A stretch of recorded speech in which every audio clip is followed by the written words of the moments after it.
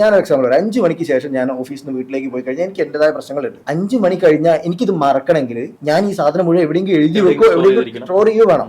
ഇത് ശരിക്കും പറഞ്ഞാൽ നമ്മൾ പേപ്പറിലും പെന്നിലും എഴുതി വെച്ചാൽ ഇത് നമ്മൾ തലയിൽ കിടന്ന് ഇങ്ങനെ മൂളും. നേരെ മറിച്ച് നിങ്ങളൊരു സിസ്റ്റത്തിൽ ഒരാൾ വിളിച്ചു കഴിഞ്ഞാൽ ഉടനെ ഒരു വോയിസ് നോട്ട് ആയിട്ട് ഇട്ട് വെക്കുകയാണ്. കസ്റ്റമർ വന്നിട്ടുണ്ടായിരുന്നു, കസ്റ്റമറിന് ഇന്ന കാര്യങ്ങളാണ് വേണ്ടത്, ഞാൻ 2 ആഴ്ച കഴിഞ്ഞാൽ കസ്റ്റമറെ ഫോളോ അപ്പ് ചെയ്യും. ഒരു ഫോളോ അപ്പ് മാർക്ക് ചെയ്ത് വെച്ച് പോയി കഴിഞ്ഞാൽ ആ കസ്റ്റമറെ അങ്ങ് മറക്കാം. 2 ആഴ്ച കഴിയുമ്പോൾ ഫോളോ അപ്പ് ഓട്ടോമാറ്റിക് പോപ്പ് വരും. അന്നേരം ആലോചിച്ചാൽ മതി കസ്റ്റമർ.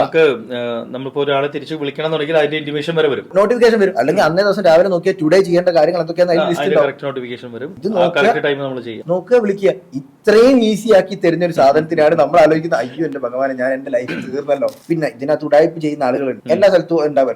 അപ്പൊ അവരെ സംബന്ധിച്ചിടത്തോളം അവർ ട്രാക്ക് ചെയ്യപ്പെടുന്നത് ശരിക്കും കമ്പനിക്ക് നല്ലതാണ്, അവർക്ക് അതൊരു ബുദ്ധിമുട്ടാണ്. പക്ഷെ എന്നാലും അവരും അടിപൊളിയായിട്ട് പെർഫോം ചെയ്യുന്നതായിട്ടാണ് ഞാൻ കണ്ടത്. അതായത് ചെറിയ ചെറിയ രീതിയിൽ അങ്ങോട്ടും ഇങ്ങോട്ടും ഒക്കെ ഓടി നടക്കുകയും മറ്റു പല പരിപാടികൾ അതിന്റെ ഇടയിൽ കൂടെ ചെയ്യുകയും ചെയ്തിട്ട് മാനേജ് ചെയ്യുന്ന ആൾക്കാരുണ്ടാവും. ഓരോരുത്തർ ആളുകളുടെ പേഴ്സണൽ പ്രശ്നം കൊണ്ടായിരിക്കും ഇതൊക്കെ ചെയ്യുന്നുണ്ടാവും. പക്ഷെ ഈവൻ അവർക്ക് പോലും ഇമ്പ്രൂവ് ചെയ്യാൻ പറ്റും, നന്നായിട്ട് ഇമ്പ്രൂവ് ചെയ്യാൻ പറ്റും. കാരണം കുറഞ്ഞ സമയം കൊണ്ട് കൂടുതൽ കാര്യങ്ങൾ ചെയ്യാം. സത്യം. കാരണം വെച്ചാൽ ഇപ്പം ഇവൻ ഇതിന്റെ ഇടയിൽ കൂടെ വേറെ എന്തെങ്കിലും പണി ചെയ്യുന്നുണ്ടെങ്കിൽ പിടിക്കപ്പെടുന്ന എപ്പോഴാണ് ചെയ്യേണ്ട പണി അപ്പൊ അതിന് കറക്റ്റ് നോട്ടിഫിക്കേഷൻ കിട്ടി അത് ഓർമ്മിപ്പിക്കുകയാണെങ്കിൽ മറ്റേ സാധനം പിടിക്കൂല, സേഫ് ആയിട്ട് പോവാം. അത് ഇതിന്റെ വേറെ തരം നമുക്കത് പറയാൻ പറ്റൂല. പക്ഷെ അതിലെന്താ